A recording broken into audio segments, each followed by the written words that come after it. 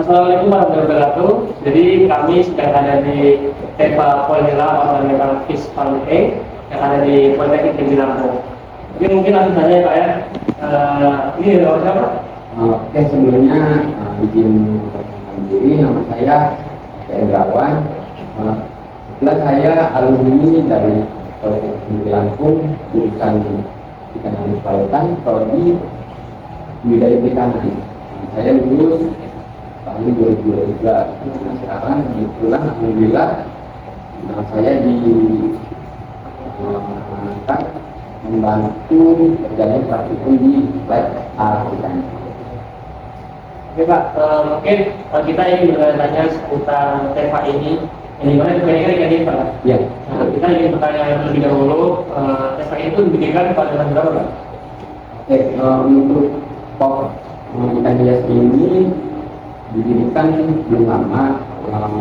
Kebetulan waktu bis Natalis Polhela yang kemarin itu didirikan oleh Pak Agung. Punya pas ada bazar, event, stand.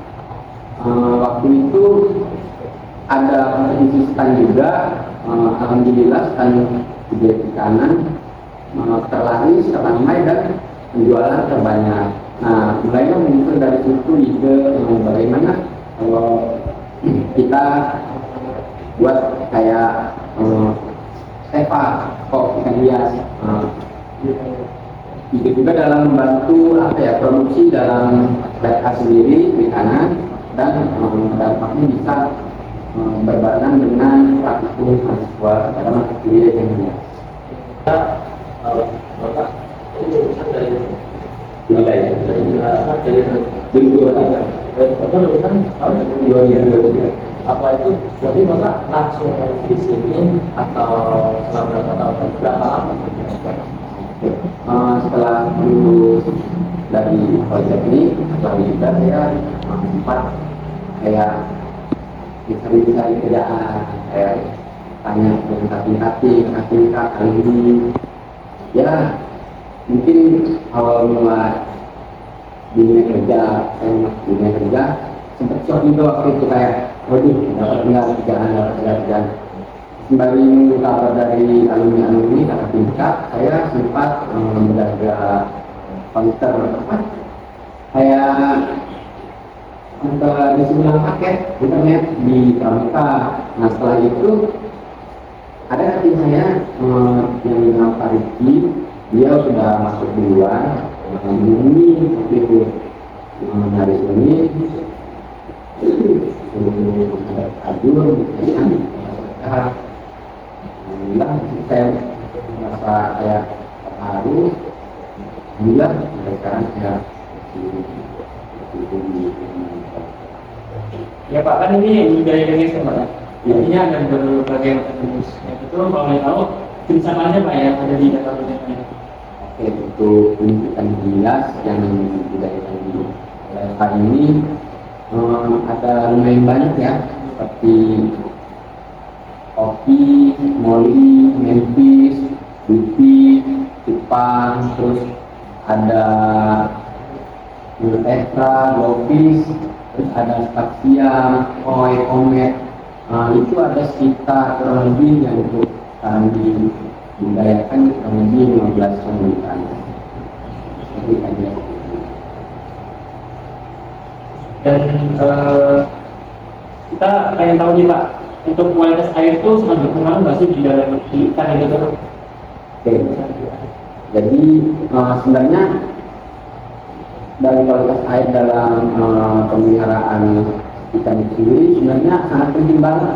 Bahkan kita tuh kayak selain merawat ikannya, kita merawat kualitas airnya. Jadi faktor parameter kualitas air ini sangat kita perhatikan, seperti suhu, salinitasnya, terus cerahan, terus bahkan amoniaknya juga kita perhatikan karena dampaknya sangat kayak fatal banget. Contohnya seminggu sekali kita melakukan penyimpanan akuarium, itu tujuannya untuk membersihkan sisa pakan amoniak, feses. Kalau kita telat sedikit aja bisa ikan itu sendiri kolek. Jadi satu akuarium itu bisa macam-macam. Ada juga kita mengukur suhu air, karena kita melihat karakter ikan berbeda-beda, jadi harus menyesuaikan kebutuhan ikan itu sendiri. Seperti kita cocok nggak sih ikan ini di dalam ruangan atau di luar ruangan. Kadang ada yang ikan sukanya suhu hangat, ada yang dia nggak bisa dingin banget, itu bisa menentukan anak ini. Kalau ini Pak, airnya digantinya berapa kali sekali atau Nah, sebetulnya kalau untuk kondisi air ini kita melihat kondisi ikannya, nggak mesti harus seminggu sekali. Memang kebanyakan yang dijadwalkan seperti 5 kali, seminggu sekali. Nah itu kebanyakan karena kita lihat kondisi ikannya. Nah, ada ciri-ciri air yang harus diganti atau nggak diganti. Ada ikan yang harus diganti sekaligus, ada yang harus dia dioplos. Jadi itu yang kondisi ikannya. Ketika ikan itu kita kasih makan responnya kayak kurang nafsu, kurang terus gerakannya kurang lincah, atau dia mengambang di permukaan, itu berarti menjadikan airnya sudah mulai kualitasnya. Itu harus kita segera cepat tangani biar nggak terjadi kematian. Jadi pernah nggak sih Kak, kayak tadi harus seperti tangan itu kayaknya kalau ada ikan benua atau ikan kulit kayak seperti sebagainya, dia kan itu airnya diganti lagi. Iya. Nah, jadi pernah nggak juga kayak setelah mengganti terus kayak menyebabkan kematian ikan tersebut? Bukan pernah lagi ya kan, sering tapi nggak sering banget. Jadi kayak kita kadang sore ini perkiraan kita ikan ini masih kuat karena ini yang sudah gelap, karena besok pagi aja ini ganti airnya. Ternyata kita besok pagi udah banyak yang oleh, tapi sebagian ada yang masih bisa diselamatkan. Nah ini cara menanganinya, kita cukup siapkan tempat yang baru, air yang baru kita pindahkan. Atau biasanya ikan-ikan yang kena parasit atau bakteri itu ada namanya karantina, kita pisahkan dari kelompok ikan lain biar nggak terlalu menular cepat. Oke Pak, berarti dari semua kondisi itu semua itu harus di air. Betul. Pertama faktor air, kualitas air, terus lingkungan. Kadang kita juga bawa ikan dari luar itu juga bawa kayak virus, penyakit, itu juga bisa jadi. Jadi faktor utama itu kualitas air, lingkungan, terus pencegahan dari bawaan dari luar. Ada cara penting itu biosecurity. Jadi kalau yang tadi yang bilang amonia itu tadi agak berpengaruh juga gitu. Pertimbangannya ini kebetulan tadi pagi saya jadwal kayak Nippon yang kotoran di akuarium, karena si amonia ini kalau nggak dibersihkan terlalu banyak dia menimbulkan kayak gas racun, jadi sehingga ikannya ini racunan dia korek lemes, jadinya menyebabkan kematian. Jadi untuk menghindarinya sebaiknya kayak setiap ada namanya manajemen, setiap kita pemberian makan itu kita amati kita ini kesehatan enggak, terus supaya sharing kita cek juga atau di kayak sudah mulai jelek atau dulu kualitasnya. Jadi setiap pemberian pakan juga kita sembari mengamati ikan ini sehat atau enggak, atau airnya bagus atau udah jelek. Ini terakhir ya, terakhir itu dari masalah penyakit yang kita kemudian itu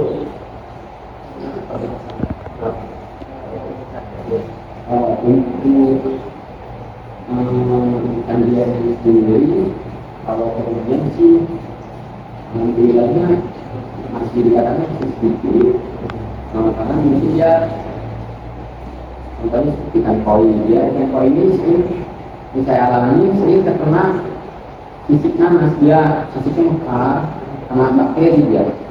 Itu mungkin 1-2 baru saya kayak karantina tempat lain kan yang saya biar nggak keluar cepat, itu 1-2 seperti itu setiap komoditas kayak kopi ini bila pada itu ada 1-2 karena dia mungkin di tiba-tiba penuhnya apa karena capaian kena oksigen apa aerasi kan itu terjadi misalnya itu. Nah kalau untuk yang kerugian lumayan besar itu komunitas bukan berfungsi air tawar karena saya pernah banjir itu saya kan besar dia airnya sama dia banjir. Mungkin cukup segitu aja Pak, kalau mengenai maksudnya ya.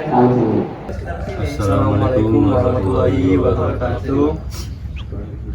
Kami di sini akan mewawancarai tentang produksi tempe. Di sini sebelumnya dengan ibu siapa? Mujiati.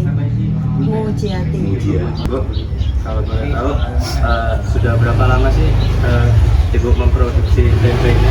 Ini tempe dari ini ya Mas, turun temurun dari orang tua. Turun-temurun. Kalau orang tua saya dari tahun 1975. Kalau saya 2018. Karena tahu udah lansia udah nggak ada, jadi saya bikin. Terus berapa biasanya itu berapa sih jumlah yang Ibu produksi tempe itu setiap hari? Mau dihitung per kilonya apa per bungkusnya? Bisa sehari 30 kilo. Iya. Itu jadinya 870 ini sehari. Bu, boleh ngejelasin nggak Bu tahapan cara pembuatan tempe Bu dari awal Bu? Pertama itu rendam dulu, Oh, iya. direndam sampai 2 jam, setelah 2 jam direbus sampai 3 jam, 3 jam, udah 3 jam bawa wangi, ditaruh di drum itu ya Mas ya, di drum itu difermentasi sehari semalam. Oh, tadi semalam Bu ya? Sehari, aslinya seperti itu tuh kalau mau lihat, itu ada kok. Setelah itu sehari semalam, kemudian itu ditiriskan, cuci itu mesinnya alatnya, yang ada kayak kaleng putih itu. Oh iya. Nah itu terus buat alat pemecahannya taruh lagi di drum yang itu yang ada yang bolong-bolong itu tuh. Oh iya. Setelah itu dicuci sampai 3 jaman, Oh, 3 jam. sampai bersih, sampai harus dibuang kulit arinya itu dibuang. Setelah 3 jam air bersih ditaruh di tempat karung buat sering ngilangin airnya. Oh iya. Setelah itu dikasih raginya airnya 1 ember. Paling kalau ragi tergantung cuaca. Kalau dia panas seperti ini paling 1 sendok makan. Kalau dia cuacanya mendung 2 sendok makan. Gitu. Ada nggak sih? Packing selesai. Harus packing. Jadi ada nggak sih Bu faktor yang membuat tempe itu jadi gitu, nggak rusak gitu? Ada sih, kita tergantung kacang kedelai juga. Oh, tergantung kacang kedelai Ya ya. kalau kacang kedelai kita bagus, ya makanya kalau kita beli kita buka dulu. Kita buka, bau nggak kira-kira apa gitu. Kalau itu betul kita pulangin. Jadi itu sangat berpengaruh juga. Iya, sangat pengaruh karena kalau kadang-kadang nggak enak, terus cepat gampang panas juga. Kalau gampang panas dia perlu muncul. Jadi pertama kita buka dulu. Kalau kita sekali beli itu baru. Kalau dia baunya bagus, dia nggak apak, kita langsung rendam aja. Itu aja sih. Kalau tempe ini berapa lama sih 3 fermentasinya? hari jual. Dari awal sampai dia jadi tempe itu 3 hari jual. 3 hari itu udah jadi gitu ya? Udah jadi. Udah kita langsung bawa ke pasar. Jadi kalau kita bisa tahu kalau tempe ini terjadinya fermentasi itu gimana Bu? Kalau kita tahu jadinya itu kita dari kan tempe juga pasti kita bulangin juga Mas. Iya. Itu ngaduknya dua rata, kan diaduknya sampai rata. Kalau dia ngaduknya nggak rata nanti dia sebelah jamur, sebelah enggak, sebelah begini gitu. Kalau dia kan kalau udah jadi kan dia keluar kayak keringat kecil-kecil itu. Iya. Nah, itu ada contohnya. Itu teman udah jadi semua, tapi kalau dia belum keluar keringat yang gede-gede itu dia nggak bakal jadi. Berarti di sini tuh contoh yang udah di. Iya, yang ini yang udah jadi besok tuh siap jual. Puncaknya tapi ini jadi dokumen itu datang. Terus kalau suhu itu berpengaruh nggak sih Bu terhadap proses? Tetap berpengaruh, tetap berpengaruh. Kalau cuaca panas ini lagi jangan banyak-banyak. karena gabung busuk. Gabung busuk. Iya, kalau dia suasana panas 1 sendok teh aja. Tapi tergantung kita bikinnya berapa. Kalau 30 kilo kita pakai 1 sendok teh. 1 sendok makan lupa.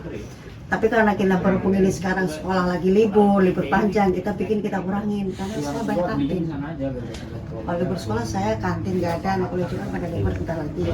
Saya berkurang bikinnya, paling saya bikin nyetor buat pedagang keliling sama tukang nasi goreng, nasi uduk aja udah. Selainnya saya kantin semua bisanya. Terus Bu, kelembapan tuh ngaruh nggak Bu kira-kira Bu? Kalau kelembapan tetap ngaruh sih. Kalau kencing enaknya seperti ini. Ngaruh. Kalau kelembapan dia ngeluarin jamurnya itu lama. Kalau kita musim cuaca mendung kita pakai cover, kita tutupin karena biar panas, biar cepat keluar jamur. Kalau dia nggak tutupin, kalau lembab sulit jamurnya, dia bakal timbul jadi muda, tempe mendoan seperti itulah. Saatnya itu besoknya itu saatnya belum dijual, dia udah jual duluan. Ya gitu kan, enak tempenya suasana panas cepat jamur. Tapi harus pakai ragi juga, dikurangin juga gitu. Kalau dingin malah lama juga. Dingin malah lama, tapi paling kita pakainya nambah ragi lagi. Nambah ragi. Iya, nambah ragi aja. Kita kasih lagi, kita tambahin. Jadi biasanya gagal fermentasi itu karena apa sih? Kalau gagal fermentasi, kita belum pernah sih Mas ya. Belum pernah gagal. Kalau kita belum pernah gagal, kita udah tahu gimana cara-cara, udah tahu triknya. Kalau belum Paham gitu ya? Udah paham. Paling kalau kendal cuma kacang gede aja. Pokoknya buka dulu udah, kalau nggak enak baunya nggak enak kita pulangin lagi gitu. Itu aja sih. Kalau belum pernah. Mungkin udah pertanyaan dari kita udah cukup. Makasih ya Bu. Makasih Bu ya. Besok kalau kurang sini lagi nggak apa-apa. Kalau mau lengkap nanti kan tahu alatnya, besok bagi nggak apa-apa. Orang mereka tuh seperti itu kok Mas. Mereka kalau kurang kan mereka kesini. Bahkan sampai balik 3 kali 4 kali. Iya, jadi kan mungkin kurang. Mungkin saya sama suami saya kan beda. Kalau saya kan emang dari kecil sih saya tahu dia pakai apa, cuman kalau belum suruh berdetail.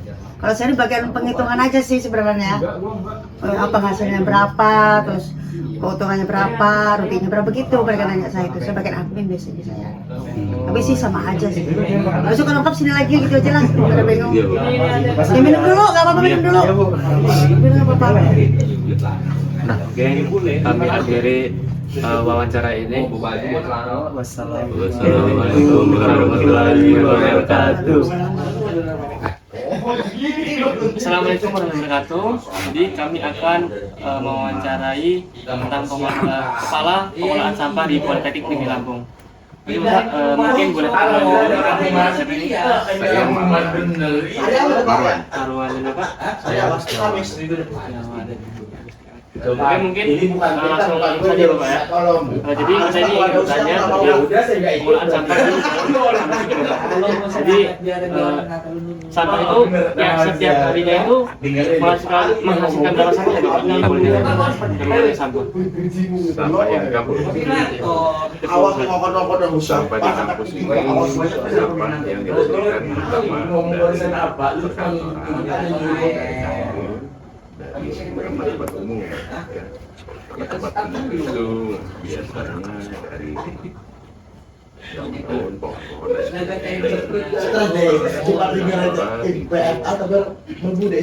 biasa segala macam kata dan sebagainya. Kalau variasi dan itu kapasitas saat ini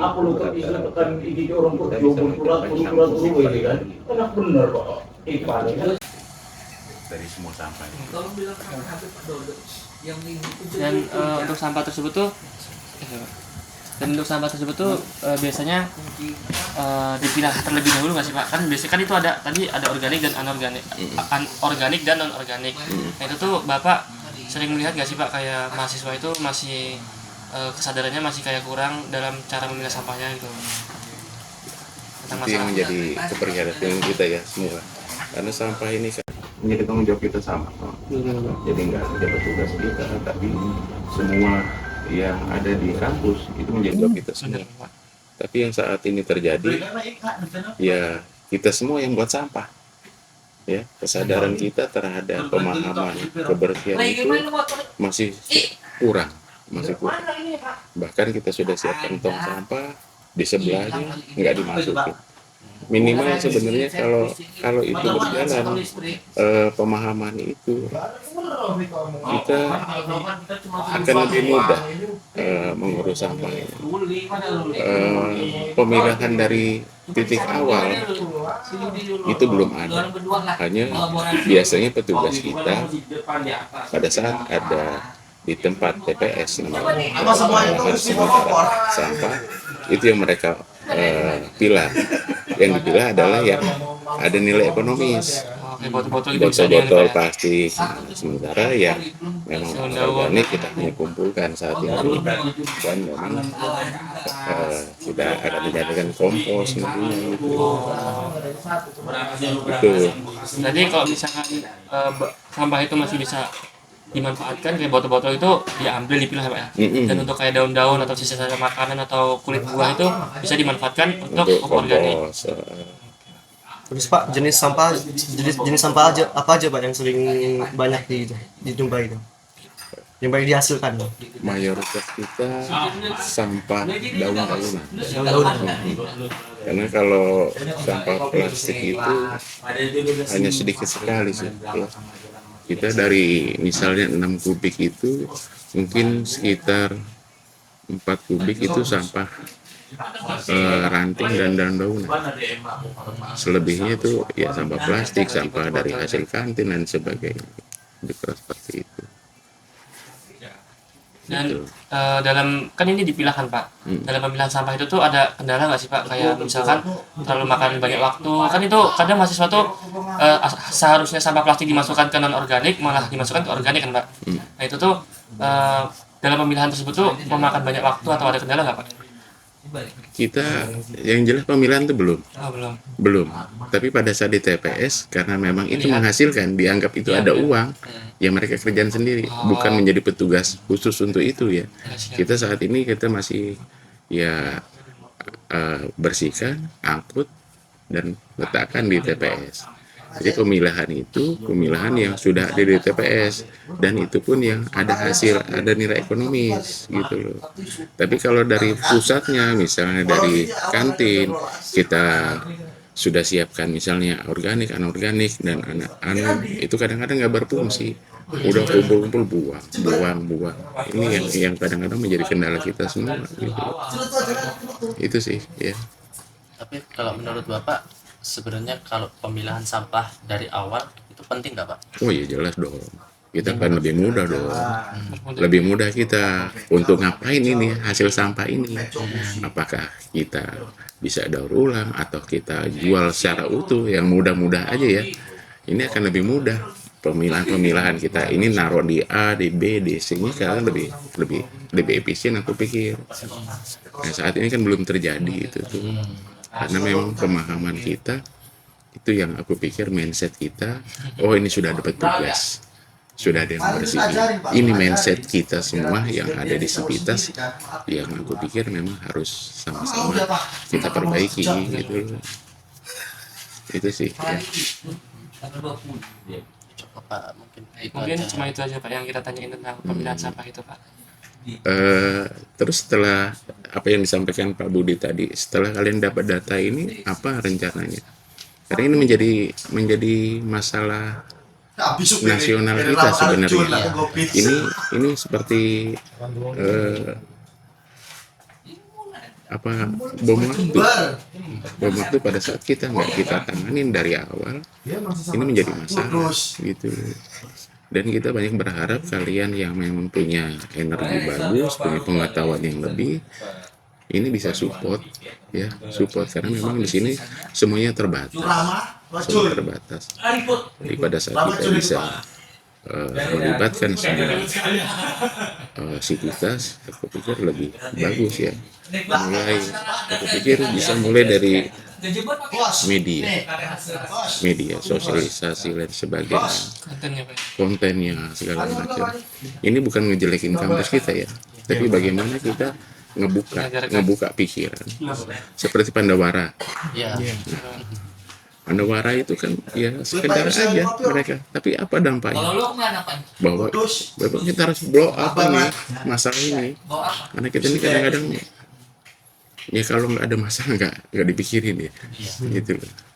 Nah ini peran kalian selain sosialisasi tadi, kemudian kalau kalian bisa memberikan skenario atau skema bagaimana sebaiknya yang harus dilakukan, ya kita welcome aja sih, ya welcome aja. Kan itu tadi saya sebagai penanggung jawab di lingkungan juga kadang-kadang masih banyak kesulitan gitu, dari sarana, dari petugas dan sebagainya. Makanya kadang-kadang pada saat kita mereka ada kegiatan, satu koordinasi kurang, karena orang terbatas, koordinasi kurang, akhirnya seolah-olah nggak ditangani. Apalagi sapu pohon ya, itu kita sapu sekarang nih, ya. Bukan sore, belum meleng dikit udah nongol lagi kok. Selama masih ada orang hidup, selama masih ada tanam hidup, masih ada sampah dong. Gitu. Itu tadi kita banyak berharap ya kalian masih bisa memberikan ya, solusi yang positif lah untuk kita, bukan hanya ya memberitakan, tapi ya kita cari solusinya. Ini kadang-kadang kan kita memberitakan, tapi langkah-langkah kita nggak didukung nih, gitu. Minimal kesadaran kawan-kawan mahasiswa, misalnya, yuk jangan buang sampah sembarangan. Sebenarnya tugasnya mudah sebenarnya sih. Aku udah ngajak beberapa organisasi dari UKM, terutama Polta Pala. Tugasnya ringan kalau mahasiswa itu. Dari keluar gedung kuliah pada saat ada perkumpulan, yuk jangan buang sampah sembarangan, dicuci otak begitu aja ya. Kalian siapa yang orang Islam semua surat Yasin, apakah kalian hafal? Kalian khusus hafalin? Enggak kan? Pada saat kalian ikut terus itu Yasin, hafal itu di luar kepala. Benar ya? Nah makanya itu yang akan kita coba terapkan, pikir mindset itu jangan buang sampah sembarangan, jangan buang sampah. Jadi mindset itu yang akan kita coba, karena sebanyak fasilitas apapun juga, selengkap sarana apapun juga, pada saat mindsetnya nggak kita rubah, nggak akan bisa dong. Jadi otaknya dulu nih yang kita harus beresin sebenarnya. Nah ini peran kita semua ya. Yuk ingetin lagi. Itu sih kalau yang kita alami di lapangan ya. Ada yang lain tanyain? Cukup kayaknya. Ya boleh, nanti kapan-kapan kita lihat ya. Kalian dari jurusan apa? Teknologi rekayasa internet. Itu kan kadang-kadang bisa menciptakan alat ya. Ya. Nah, itu ya nanti bisa kalian olah data itu harus diapain sih? Sebenarnya kan kita alat-alat sederhana aja sebenarnya gitu. Ya sayang kita tempat perguruan tinggi, kita punya ilmu, kenapa nggak diterapin ya? Ya dari kalian-kalian lah sebenarnya yang mulai gitu ya. Jadi sekali lagi ini bukan tanggung jawab bagian tertentu yang ngurusin sampah, tapi ini jangan tanggung jawab kita semua. Gitu ya. Baik, kami akhiri. Wassalamualaikum warahmatullahi wabarakatuh. Waalaikumsalam.